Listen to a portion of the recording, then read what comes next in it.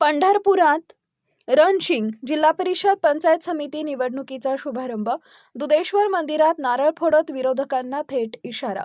पंढरपूर तालुक्यातील जिल्हा परिषद पंचायत समिती निवडणुकीचा प्रचार मेंढापूरच्या दुधेश्वर मंदिरात नारळ फोडून सुरू झाला.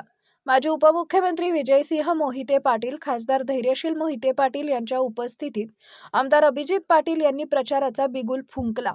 या उपस्थितीनेच विरोधकांच्या गोटात अस्वस्थता पसरल्याचं स्पष्ट झाले. कार्यक्रमात राष्ट्रवादीचे माजी तालुका अध्यक्ष दीपक पवार यांनी माईक हातात घेताच थेट हल्लाबोल केला. कल्याणराव काळे यांच्यावर नाव न घेता बोलताना दीपक पवारांनी अक्षरशः आग ओकली. फसवणूक, भूलथापा आणि दुटप्पी राजकारण आता चालणार नाही. जनतेनं सगळं पाहिलंय. वेळ आल्यावर उत्तर मतपेटीतून मिळणार असा घणाघाती इशारा दिला. या खरपूस समाचारामुळे सभेत टाळ्यांचा कडकडाट झाला तर विरोधकांच्या छातीत धडकी भरली. या प्रचार शुभारंभाने स्पष्ट झालंय की पंढरपूर तालुक्यातील ही निवडणूक केवळ लढत नाही तर निर्णायक संघर्ष ठरणार आहे. खरं तर आज सुरुवात आहे. आज इंट्रोडक्शन आहे. कोणावर टीका टिप्पणी करावं अशी आज इच्छा नाही. कारण दुधेश्वराच्या पावन नगरीमध्ये आपण आहे आणि मला तर वाटतंय की आबा त्यांची भाषणं ऐकल्यावर आपला प्रचार आपापच होतील. आपलं भाषण करायचीच गरज नाही. व्यासपीठावर जे काही नेते मंडळी त्यांच्या बसले आहेत, त्यांचे जे काही प्रवेश झाले आहेत, त्यांची जी काही भाषणं आहेत आणि विशेष म्हणजे कारखानदार बोलते. Joke of the year Bhaiyasaheb की ज्या लोकांनी आपल्या वडिलांनी मोठ्या कष्टाने उभा केलेली कारखानदारी विकून टाकली, भाड्याने दिली, अशा लोकांनी कारखान्यावरती, दारावरती ह्या गोष्टीवरती बोलावं.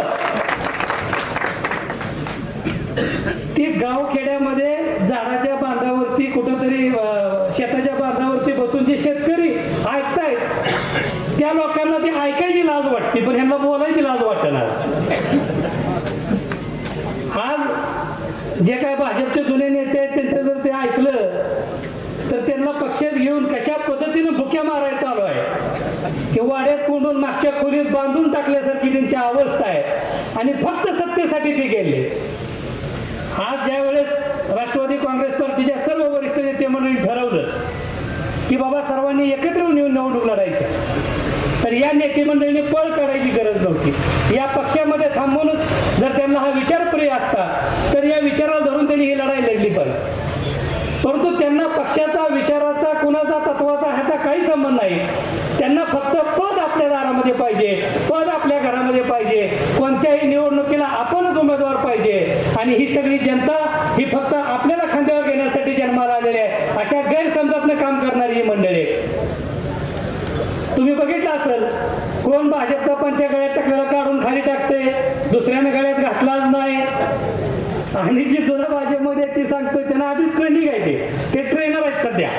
ते सांगतायत बस म्हणलं की बसायचं, उठ म्हणलं की उठायचं.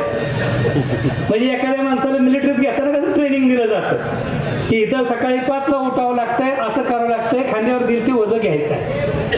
त्यांनी विचार सोडला असला तरी आपल्याला विचार सोडता येणार नाही.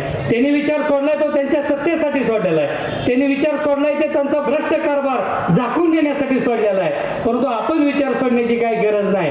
बोलण्यासारखं खूप आहे, परंतु आज फक्त सुरुवात तुमची इंट्रोडक्शन म्हणून झालेली आबा. त्यांनी जेवढे वार तुमच्यावर करतील तो प्रत्येक वार परतून लावण्यासाठी मी तुमच्या समोर उभा असेल एवढं निश्चितपणे सांगतो.